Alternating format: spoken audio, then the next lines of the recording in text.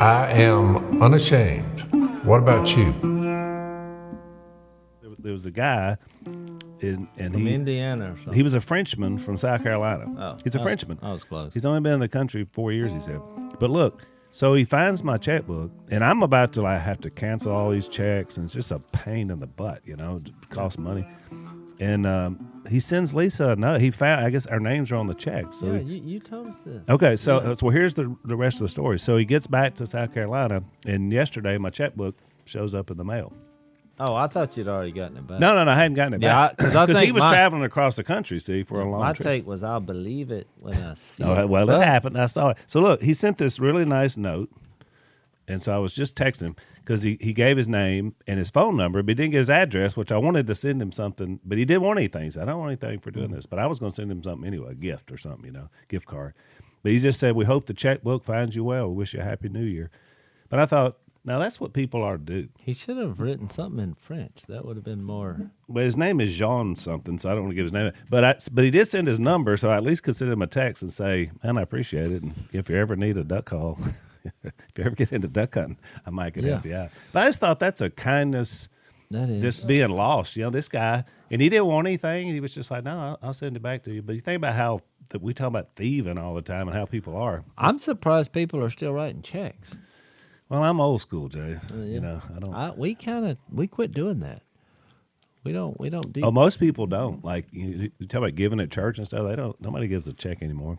But I'm still kind of old school. It's just the last time I had a check encounter, we had done some event a couple years ago, and there were no people there. Well, I just bought a Chaco, Jace. Trust me, I'm gonna believe you. You're gonna write a check. You ain't gonna get no Chaco. No, you can get them. They ain't sending it through the mail. What virtual? There's a virtual world. What he's saying now? It didn't show up down here and delivered until the check went through. So you had to have that. What I'm hearing in this discussion, Jason, is he's saying he needs a check from you. Yeah. Is what I'm. He plays that stock market where there ain't no checks. Look at what I got today. I'm like, well, I love it when the audience gets to see an actual negotiation discussion among our family. There's things called PayPal and PayPal. PayPal. Yeah, well, I never heard anybody I pay money to as my pal. How much? $128,000. It's one of my best. He ain't my pal, Jay. Here's a stock tip. Forget what Phil's saying and go buy you some PayPal. That joke is a rocket. No, it's how the transaction happened. Like Venmo. Dad, are you aware of Bitcoins? Do you have some? Wait a minute. That's a different kind of currency. But you can now, Phil, take your phone and push a couple buttons, and he can receive a payment. Among other things from your phone. How do we get on this? It always goes back to the same. So I've weighed the need because a lot of them say, Phil, I wish I didn't have one either. But in my line of work, I have to have one. It makes sense. I got it. And if the people we're talking to right now didn't have their phones, there's no way they could hear us. So because of that, we try to win some. Right. So the artist needs to realize. So Chad, y'all trying to win us over? Yeah. So Chad from Indiana, who's a farmer. Well, actually, he's a guy that works on John Deere equipment. Yeah. And he sent us a note because he heard this discussion. He said, I want you to tell your dad something. Yeah, I love those products from John Deere stuff. They're awesome. Good stuff. He sent a note. He said, look, tell your dad, the way it is now, we can't work on John Deere without the internet. They don't make them anymore with manuals. That's right. Now, in other words, if they don't plug into the internet, they can't fix John Deere's. He said, that's just the way it is. My farmer friend, I said, come over here and I wanted to plant a field for me. He pulled up in a big John Deere tractor with all the implements on the back and the whole thing. All computer driven. He pulled up there and he pulled over to the side a little bit. He said, Phil, it'll be about 30 minutes. I got to get in touch with Iowa. I said, the state of Iowa? He said, yeah, I got to get over John Deere up in Iowa, and we got to scope this field first. So he said, now I'm gonna get clearance from them. We're taking a picture of it. the exact acreage and what I'm going to use it for. And he said, I actually don't have to, I could get out of it and walk over and talk to you while the tractor does all the planting. It was, he could be over there talking to me. He didn't have to He be said, in I it. don't have to be in the thing driving it. It will drive itself. See, I didn't on know this that. 60 acres. He said, it'll drive itself. Because it turn. maps it. It maps it, and the rows are straight as an arrow, and he's not even in the thing. He said, I don't have to drive it. Kinda takes all the fun out of it. They'll drive it from Iowa, and I'm like, I'm standing there, I'm thinking, boy, I'm way behind in time now. Can you imagine having that back in a couple of thousand years ago, 500 years ago? So that makes sense when you see those pictures of they'll show those ones going kind of in a staggered row. There's probably just nobody in them. They're just no, there's nobody in them. They're just going. Wow, that's amazing. I guess that's why you don't see many skinny farmers anymore. That's right. I was wondering that because they're a like, good boy, point. I was all out there all day. You These know, farmers planting that could field." enlighten us all. They're one of the greatest, smallest groups Oh, they're on amazing. planet Earth. We got quite a few listeners because I get some notes from those guys. They're feeding the whole world. Oh, I mean, more than just us. you know how many farmers are there? Like 2% or Oh, it's very 1 small. or 2%. It's very small. These guys are awesome. So I came in here I today. salute everybody who tills the soil There you go. and the high-tech gadgetry they do it with. It's amazing. I have to wear my John Deere hat. So I come in here, Jason. There's water over here, all in the podcast lair. Mm-hmm. We've had a leaky situation, and the problem is, I don't know about you, but I learned from Dad absolutely nothing about how to fix stuff. I learned, and I don't know if it's your fault, but I'm just I've saying. documented my position. I mean, what I do is hire other people now. I provide jobs for others. the same. In this particular instance, that water that was on the floor, I began to track the source of that water. Come to find out, right back behind us, there's an ice machine. And when I looked, the drain pipe on it Yep. had come unglued and it dropped down, and the water just draining out behind that wall right there, forcing it out there. Right. So Well, that's why I was going to commend what you. you should have learned from me a long time ago is you said, how'd you fix that? I said, I fixed that with duct tape. Well, that's what I learned from following you around, Dad, is that you put stuff together, but it usually wasn't at a precision level, like a professional. I will agree with that. But he does have to learn how to track it back. So I was going to commend you that you fixed our problem because I was going to get a plumber out here to try to get that water up. So tell us about the hunt today. What happened? the ducks are Because it's scattered, rainy and nasty here today. and the water's coming up, which is 4 years in a row, which scatters the ducks. This but is the fifth. Fifth year in a row. is it 5? Yeah. Fifth backwater in a All row. right. Which I don't At all. ever remember in 45 years of living out here. I don't remember I don't 5 either. backwaters in a row. And last year's was the Do you remember latest backwater ever in Louisiana. It stayed longer last year than any of them have. Well, so we have a situation It's here. a wet state. The commerce in our town, they make money from barges going up and down. So the river has been raised. When did they raise it? 1970 something. 30 years. And 40, so when Right you, before we came down there. when you start off high and you live in a state that's Gonna get a lot number of rain. 1 in rainfall and number 3 in land to water coverage ratio, guess what? It's Flooding. not whether it's going to flood. It's how long it's going to last. It's That's right. going to flood. So it scatters the ducks. But, Phil will agree, you never have a bad time duck hunting. We shot Nope. we shot 5 ducks. Yep. You learn to treasure each one more.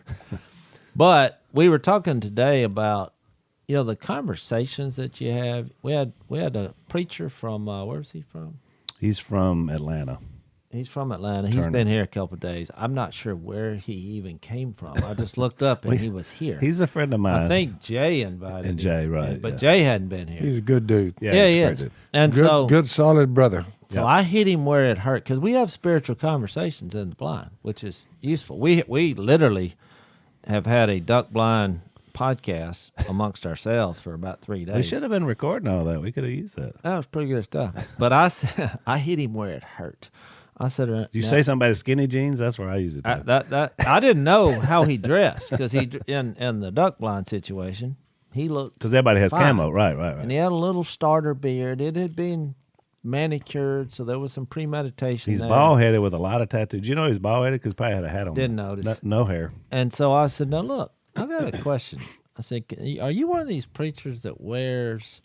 There's a thing going on. He was looking dead serious because I had heard a sermon a few weeks ago. We had visited a church in Austin. Yeah. I was like, awesome sermon. It literally was top 10 I've ever heard. It was focused on Jesus. They had gone through the book of John. It was fabulous. I said, the one thing that bothered me, I said, because he had made reference that he had 4 kids, but he was wearing a flat bill hat. And he had these weird-looking high-top sneakers on. Yeah. And his shirt was 2 sizes too small. Yeah.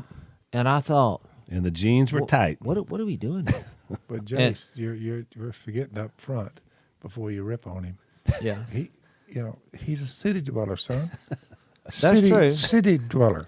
Well, the only reason I brought this up to him is because when we went to this worship... They don't look like rednecks out here. Hang on. Let me develop this issue. When we went to the worship conference in Nashville a couple years ago... They all look the same, didn't they? Every one of them Yes. had the same type of It's garb a cookie cutter. on. And I thought, what are we doing? Is this a thing? So I asked him. And look, I could tell it embarrassed him. I said... Do you have a pair of these weird high top? And he went, I think what happened, he wouldn't answer the question. He said, he named off some of these great pastors and preachers. And he said, people saw them and they respect them and they started dressing like them. And which he had a valid point. He said, because then he put it on me. He said, I wouldn't think you were the type of person to hand out fashion advice. And he kind of looked at me up and down once. I thought, I was about to say that, so I'm glad he said it. That's a valid point, but I just felt weird about it. I was like, what happened to be yourself? Of course, he didn't have a good answer for that, right. But then today, I mean, that was kind of the funny, if funny you side. show... That's found a verse. If you show, don't show favoritism. Suppose a man comes into your meeting, James chapter 2. Okay. Suppose a man comes to your meeting wearing a gold ring and fine clothes. Here we go. I should have known there was a biblical reference. And a poor man in shabby clothes also comes in. That would be you two. Yeah, so you got not one poor man, but well-dressed, shabby one clothes. well-dressed, and one not. If you show special attention, Jace, to the man wearing fine clothes and say, here's a good seat for you. If you say, the spiffy one, we got to take care of him. The guy over there, has got the raggedy clothes sleeping on the bridge. Call him. Here's a good seat for you. But say to the poor man, you stand there or sit on the floor by my feet. Have you not discriminated among yourselves and become judges with evil thoughts? That's a good point. You look at that. That's a pretty serious matter with the Almighty. It is. On the outward appearance. I should have read this verse. So let's take a quick break. So, Jace, you having any aches and pains today? Oh, yeah. I had to manually start the motor today instead of the electric start because it wouldn't work. And it always seems worse when it's cold, doesn't it? Like it's cold anyway, and then you're having to do something like that you don't normally do, and I don't know. He manually started it, but I found the little screw over there on the side. I just tightened it a little bit with my hand. Boom, it went right off.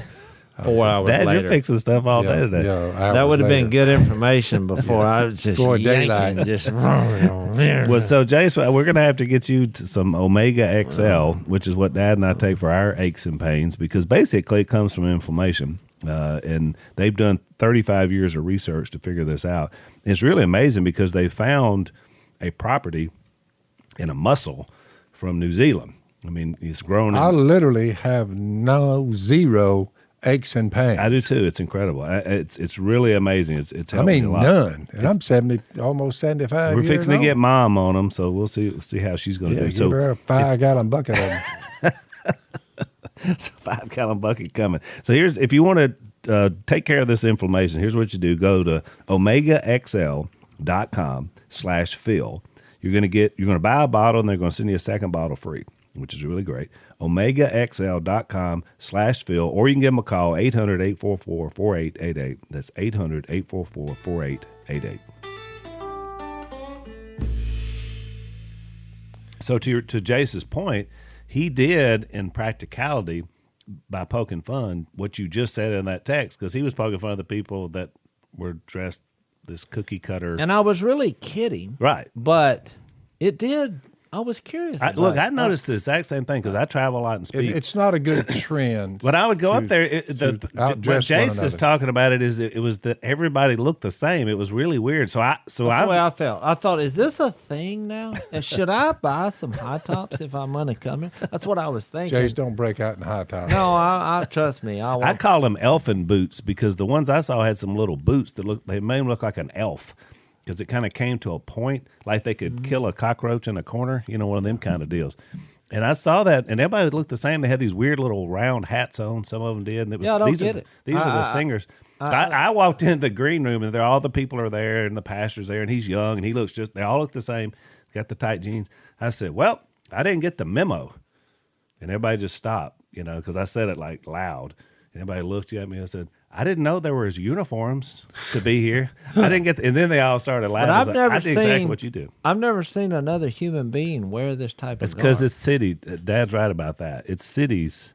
That's the look. We're not in cities. I mean, West Monroe's not a city. West Monroe's a But Al, what town makes full you of get rednecks. up in the morning? You hear a great sermon. The last thing I'm thinking of is I need to dress like that guy. Yeah. See, I don't. Well, if I you don't dress think like that way. I'm not. Me and Mike preach at West Monroe. If you dress like us, you're gonna be wearing a vest. That's our thing. Year-round vest keeps you It's good. just simple. a man Don't girdle. overdo it when it comes to outward appearance. I mean, I had a minor discussion with my wife when I went to this wedding the other night because she came out looking classy, and we were talking about that in the blind today. I said I was real proud of my wife because some of it's wintertime, but some of the younger people there were not, I would say, were dressed immodestly. The skirt's way too short, and I always look at my wife and think, man, I've been blessed by God. She looks awesome, but she always dresses classy. Yeah. And but that then spawned a conversation about how leaders. I mean, we were kind of kidding about the clothes, but I guess not really now. Now that Phil brought the hammer, but now that we got the Bible verse. But we were talking about how leaders are only a couple moments away from doing things that just destroy the reputation of the church. We talk about affairs and we were kind of talking in that vein. It's like whatever, and we were doing it in the context of those women I was talking about. Because Josh, who you're you're talking about, was a pastor for many years, and now works with pastors, and mainly works in situations where he's kind of a 911 guy that goes in when something like this happens in a church. Yeah, and he was bringing that up. He was like, these guys, like some of them, act like they don't know what happened, which is, I mean, you don't just accidentally. No. Slip. They're like, well, I slipped. And they're like, you've been having a 2-year affair with another woman, and you're supposedly a leader in church. That's not a slip. That was a rolling down a hill avalanche. Yeah. But we did make the point that there are these moments that come up because you can make a bad decision just like this. Wrong place, wrong time. You're confronted, with a woman. I shared a story that I was at an event sometime. I probably shared it before on here. And it was just a woman that looked like she had no business making a move on me. She looked classy looking. Yeah. She was like, what are you doing after the show? And it's like when I looked up and just kind of looked at my surroundings, I'm like, how did I get in this position?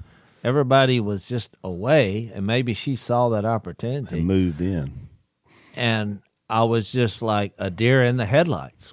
Of course, thankfully, once I paused for like 10 seconds thinking the ramifications of everything, my life was flashing in front of my face. I was like, I'm going to go call my wife, which was a really good answer. That was a good answer. And tell her about you. No, I just ended it there. And that was it. But of course, Missy, we did that Duck Commander cruise. Oh, here we go. Phil actually brought that up.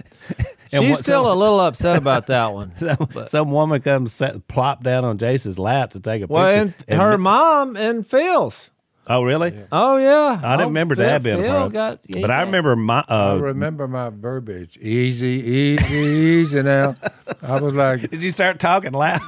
I just said easy. Well, if my wife listens to this podcast, she was not pleased with me. She was not happy. But she wasn't there, even though she was right behind me. The girl said, the young woman said, can we be in front? And I thought, because everybody else had been in the back. Yeah, they had walked behind, and I thought she meant like take a knee in front of the camera. And I was like, sure. And she plopped down on your left, on my knee, my left knee. She did grab me, around and acted like we're a couple. The problem with that is my wife is 5 feet behind me, and I was like, hurry up and take the picture. That's what I was thinking. And so I looked, and her mom. And look, these women look like models. Yeah. They I remember gorgeous because I was on the other side of you. And I think there was nothing, No, they were just. The Apostle Peter had it right. Well, Phil, let me finish the story. I urge you, as go ahead. aliens and strangers, Jace, in the world, to abstain from sinful desires which war against your soul. Live such good lives among the pagans that though they accuse you of doing wrong, he was trying to make a hit on them. They may see your good deeds and glorify God on the day he visits us. I do agree, but however, You seem a little strange when you say, honey, you're talking to the wrong man. well, me or you said nothing, and they took the picture, and then my wife turned red, and when we got back to the room, I just didn't think they were going to come at that speed and plop down in my lap. I just wasn't. and she said, both of y'all ought to be ashamed of yourself because you should have said, hey, get up. But I thought, well, we were only taking a picture, and it was only a second. She's like, but you took a picture with a good-looking woman on your knee, and I'm sitting behind you. Yeah. Yeah, she was. And you know what I said? Valid point. Yep. So and I will say, and y'all. I remember your mother and my daughter-in-law were right behind us. And when I looked around, when them women plopped down like that, I just looked around at them. And I'm like, so what we fix to do now here? But because our women were on the premises, but there was fire coming out of their eyes. I could see it. Oh, yeah. Well, in y'all's defense, we were taking pictures with 3,000 people. Yeah. Remember, we were there for hours and hours. So it's not like it was just a one. I mean, there's people rolling through here like crazy. That's true. So it was a weird situation. It was. And look, I finally relented and said, you're right. I should have just said, no. Yeah. Hit Just- and pointed. That's even though why she knew my I wife never was there. spend 1 minute with females without witnesses on the premises. Well, I had a rule the whole time I was in ministry that if someone came to see me, a sister from, somebody needed to talk to me or whatever, that I would never do that by myself. Yeah. Lori would come in with me, or when Lisa works at the church, she would come down. Because, I wanted to be able to talk to people and be open to people as a pastor. But at the same time, I don't leave any room for the devil to work. I want to read you a text about that because we got a lot of men in our audience. One of the best texts, I think, in the entire Bible about how we should think, and it comes from the weirdest book to me. It comes from the book of Job, and it's Job 31. And Job, in this context, he's had all these terrible things happen to him. He's trying to figure out what's God got against me. Mm-hmm. And his friends, he's got 3 dopey friends that keep trying to say, you've done something. Just come out with it. And Job, he's like, I don't know. So Job 31 is him defending his character. But I want you to think about it. And Job is an ancient book. We're talking about probably back pre-flood. I mean, Job was an old dude. Mm-hmm. So it wasn't like they were running around like today in bikinis. I mean, they're wearing, the only thing they're seeing their eyes and ankles. And yet look at what he said in verse 1. I made a covenant with my eyes not to look lustfully at a girl. That's how he starts it. So it's still about, we always talk about women and modesty. Job says, no, wait a minute. Yeah, women need to be modest, but he made a covenant with his own eyes. I don't look at that. Yep. I make a decision. I'm not going to do that. And then I want to read this one. Let's take another break. he said in verse 9, if my heart has been enticed by a woman, I love the way he puts this, or if I have lurked at my neighbor's door, you know, we've all seen the lurkers, right? Then may my wife grind another man's grain, and may other men sleep with her. In other words, if I'm not going to treat people respectfully, why would I expect my wife to respect me? Which I thought was really, really good. So that was just, and there's a lot of other good stuff in that thing, but I love it because he's saying, I'm going to be bold, like we were talking about not being flirty with people. I mean, that people just, they put themselves in bad positions, you know? Well, and we were talking today because we were talking to this pastor, and we were like, we all know you can be forgiven for any sin. God's grace reaches deeper than we can imagine. But even in the scriptures where these problems occurred, like the church at Corinth, he did single out the sexual sins as having more consequences. Correct. And people, I brought this up to people, and they're like, what do you mean? You know, in 1 Corinthians 6:18, now this is right after he had said, he listed all these participants that commit sexual sins, and he said, that is what some of you were in verse 11. You were washed, you were sanctified, you were justified. So it's not about being forgiven. Right. But he makes a point in verse 18 that I think is really interesting. He singles out this sexual sin. He says, flee from sexual immorality, which is basically sex that's not right between a husband and a wife that's married. All other sins a man commits are outside his body. Make of that what you will, but it seems that this sin is different based on that statement. But he who sins sexually sins against his own body, which we're in Acts chapter 2 these days, you know, the pouring out of the Holy Spirit and us being able to have the indwelling of the Holy Spirit. Well, and then he makes that reference here. Do you not know that your body is a temple of the Holy Spirit who is in you, whom you've received from God? You are not your own. You were bought at a price. Therefore, honor God with your body. And I want to make a comment here. Most of the time when I hear somebody read this verse, they're not talking about sexual sins. Right. They're talking about some other sin of the body. And I'm like, well, wait a minute here. If you'll read that little phrase, all other sins a man commits are outside of his body. People, their smoke starts rising from their head. They're like, is that what that says? It's like, yeah. That's what he was talking about. And if you want to make a practical analogy about some other stupid thing you can do with your body, okay. I mean, I'm all ears, and I'm not saying you can't do that. But I know what he was talking about here.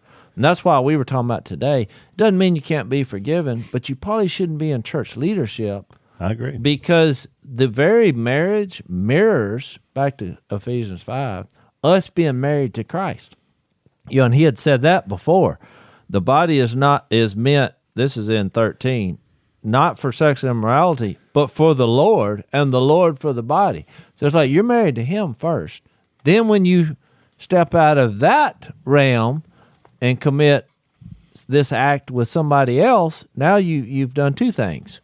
You turned your back on the Lord in the moment, and your wife or husband or whichever one applies. So that's why I think it is a more serious thing. The consequences are greater, especially when you're talking about leadership. What do you think? I agree. You have to be very careful how you live because the days are evil. Yeah. So I do think it requires, my point is it requires taking more steps to guard yourself from this situation. I was trying to find that verse. Where's the verse where it talks about false teachers and they come in to weak-willed women? I think that's 1 Timothy 2. They worm their way. Their way in. Let me look. 2 or 4. And I was thinking that to your point, Jase, as you're looking for 1 it. Timothy 2. No, I don't think it's 2, Phil. Well, 2 Timothy 2, maybe. While you're looking for it, I'll find it. The point I want to make about that is, to your point, I think you got it? I have All right, 2 Timothy 3. I was in the neighborhood. It says that people who have a form of godliness in verse 5 but deny its power have nothing to do with them, But then it says, they are the kind who worm their way into homes and gain control over weak-willed women who are loaded down with sins and are swayed by all kinds of evil desires, always learning but never able to acknowledge the truth. And I think the point there by him having that particular reference is just what you're describing, that what happens is people that are in leadership, and that's what we're talking about in Acts 2, you know, these are the disciples are the first ones. You have a huge responsibility because you're shepherding other people. I mean, they have to be able to trust you. And so if you're a wolf in sheep's clothing or a false shepherd, then you have this power over these people. You hear it happen all the time. And I'm with you 100%. I mean, Chuck Swindoll's a guy I read a lot as a young pastor. And, he was so firm about this. He was like, you have an affair, you're out. You don't need to be doing this anymore. And he said, I'm not saying you can't be forgiven. You can serve, you can do a lot of things, but you can't be trusted with the sheep of the kingdom. And he was hardcore, and he's old school, but still, I took that to heart. And so that made me be super careful in this area because I could see where this could happen. And you get a guy that's taking advantage of people like Paul is describing in Timothy, and that can wreck people's faith. It's awful. It wrecks people's lives. Look, how many times have you seen people who go for years as a deacon or an elder or whatever, and then it comes out they were having an affair the whole time, and you're like, what kind of image is this representing the world as we, the bride of Christ, when we can't have these conversations? That's why a lot of people, they don't like to talk about sex or sexual sins. It makes them uncomfortable, or they're like, that shouldn't be talked about. Well, I know where that's coming from. Because it's not godly. Because the Bible talks about it a lot. Oh, my goodness. Yes. I mean, it's I all. wonder why. Exactly. I think we should celebrate. Look, I've told my kids numerous. We talk about sex in a godly way. I'm like, they're embarrassed. They don't want to hear it. Whatever. Mom and Dad were always open about it with us. Same thing, and they were loving in front of us and playful. I would rather them have that in their head on how life gets here. Through God and through a married couple and the greatest. Because it's a God thing, which is, to your point earlier when you're talking about Corinthians, I've always taken Paul, what he meant by what he said there was that this is a holy, divine, two becoming one idea that God came up with. Physical sex but it's more than that. It's emotional, it's spiritual. I mean, first man, first woman, the idea was you two become one. And we know just the physical part of that's what happens. So when you go down, as Paul described, with a prostitute or with someone else, and you're making that attempt to make that holy union of two people, you're making it unholy. And it is unique to other sins. There's no doubt about it, because this is something God designed specifically for a married man and a married woman. That's why I didn't realize how great it was going to be. But when you finally get in your 70s, you look around and you say, okay, what are we having here tonight? Sex or popcorn? And you find yourself saying more, let's just go with the popcorn. Popcorn's okay. I love the idea, because I'm like, you know what? It's fleeting. I've learned my lessons. Hang on, let's take another break. Yeah, I want to speak to that, Dad, because you're right. Because Lisa and I do a lot of marriage work. And when people are young, they're newly married, they're in their 20s. I mean, I get it. Sex is such a big part of everything that's going on. You're having your children. And so you have a lot of issues in those areas a lot of times, some of what we talked about today. Yep. But you give a great picture to people. As you grow into your marriage, the physical part of that loses the early part of why it was so important. And again, God made us that way, because you don't procreate anymore once you get a little bit older. Yep. But still, you got to have that. I would say you and Mom are probably emotionally and spiritually closer than you've ever been. Is that not a fair statement? That's a fair statement, no doubt about it. So it grows. I mean, that part grows. Look, the only time my wife and I broke up when we were dating was, and look, I think it took my wife 30 years, which is about how long we've been married, to figure out my point. But finally one day she said, oh, Okay, I understand what you're saying. Because it comes up every once in a while. Because it was the only time we broke up. And because she thought I was being jealous and envious because a guy came up to her and said, I want to talk to you. They were at some get-together at somebody's house. And she went into a room by herself with him, and he basically asked her out, and she said, no, I'm dating, me. So she's like, what are you getting all bent out of shape? I was like, she was thinking I was being jealous or envious that happened. I really wasn't. I was upset with when he said, I want to talk to you. When you went into the other room, that's the problem. I said, you should have said, well, let's hear it. Why do we have to go in private? I said, because as a protector of you, I think you shouldn't have done that. And so she finally realized that. I really believe that. She truly believed. Because she didn't have an ulterior motive, so No. she wasn't looking at it like she was doing anything But wrong. she thought I did. I really didn't. Right. I'm like, you did great saying no, but you should have just said, no, I'm not going anywhere. What is the... Yeah. Let's talk about it here. Why do we have to... I said, because he could have overpowered you in that moment and did something you didn't want. I was more concerned about that. Yeah. Because I thought she was naive and just said, okay. She wasn't thinking like that. I said, if a woman came and said, come over to my house and no one's there and let's talk. Well, you wouldn't like it if I went over. I was like, no, we're talking now. Let's hear it. Yep. So it's... And I've done that before, like go to somebody's house and deliver something or whatever, and they open the door and it's a woman. And they're like, oh, yeah, come on in. I was, oh, no, it's okay here. Just doing this. I mean, I'm not going to lurk at my neighbor's door, to put it in Joe's vernacular. I'm just not going to do it. Yeah. Well, what I was going to say is, we're in the book of Acts. So what does all this have to do with the book of Acts?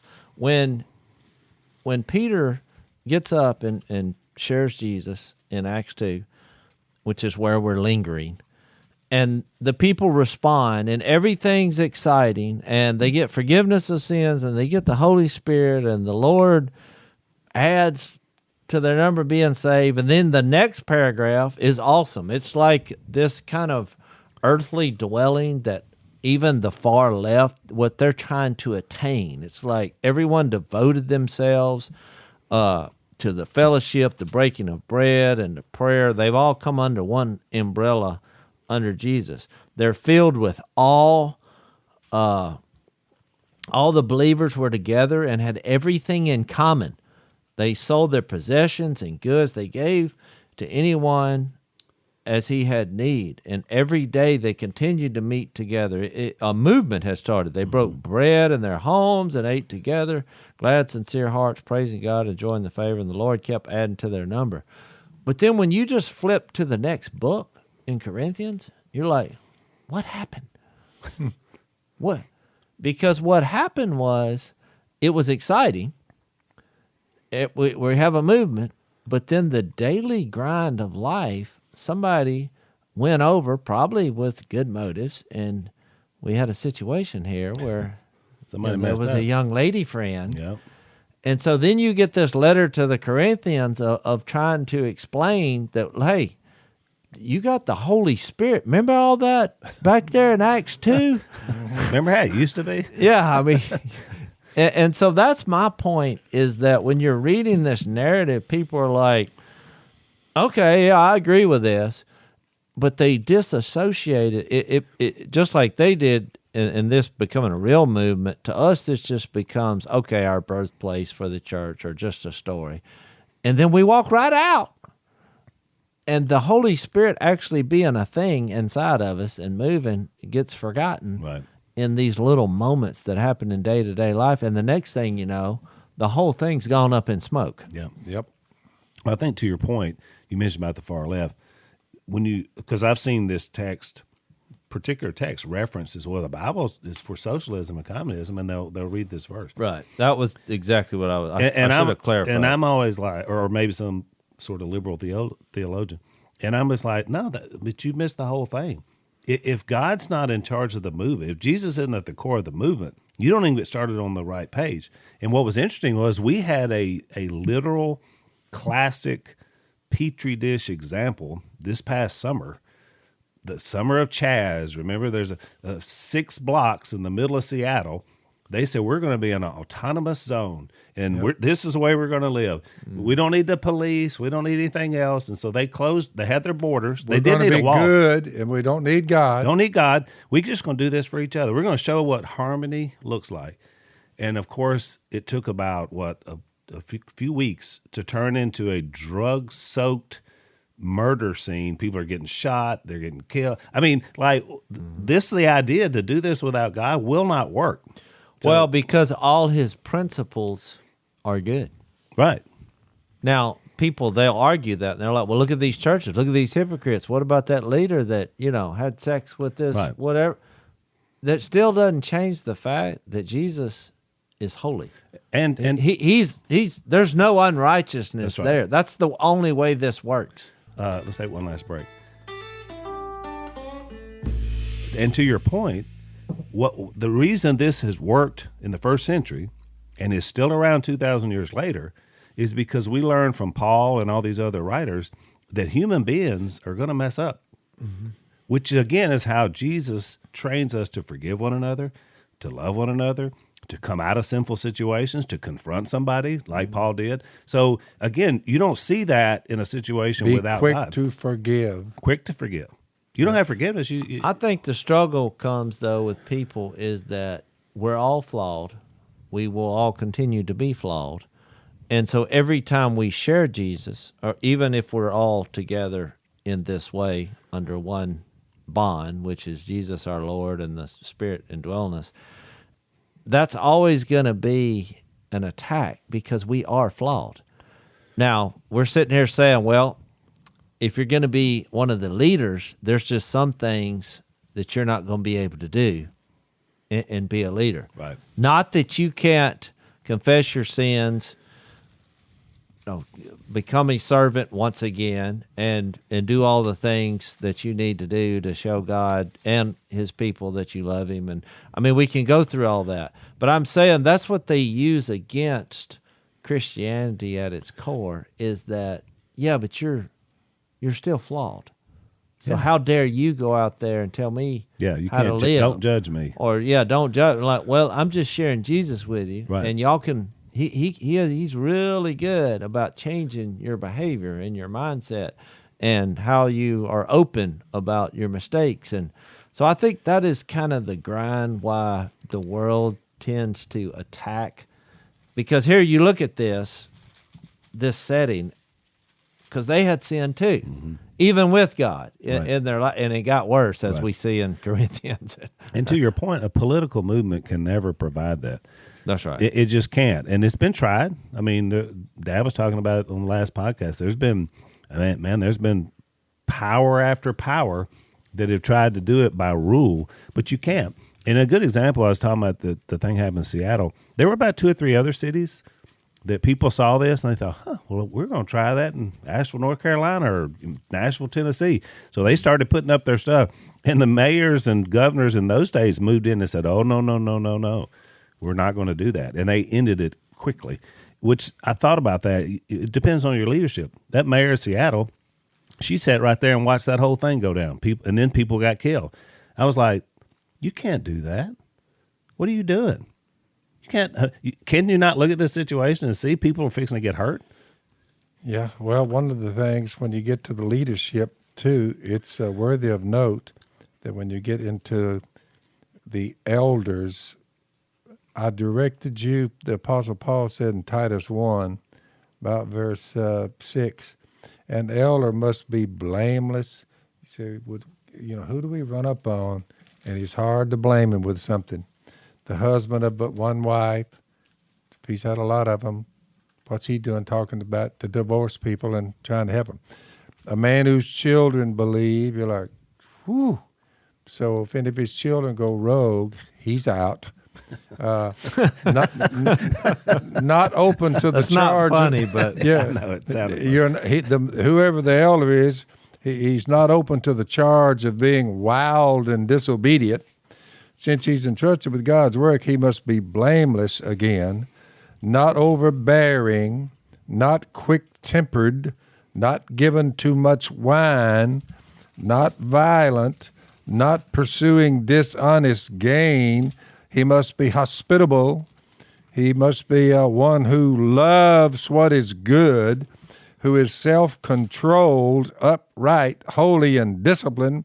And to your point, he's talking to Christians. Yeah. And he must hold firmly to the trustworthy message that has been taught so that he can encourage others by sound doctrine and refute those who oppose it. Now, you got that list there, and a lot of people say, I said, so is that the way y'all's elders are? They said, well, we don't actually have elders. I mean, like elders.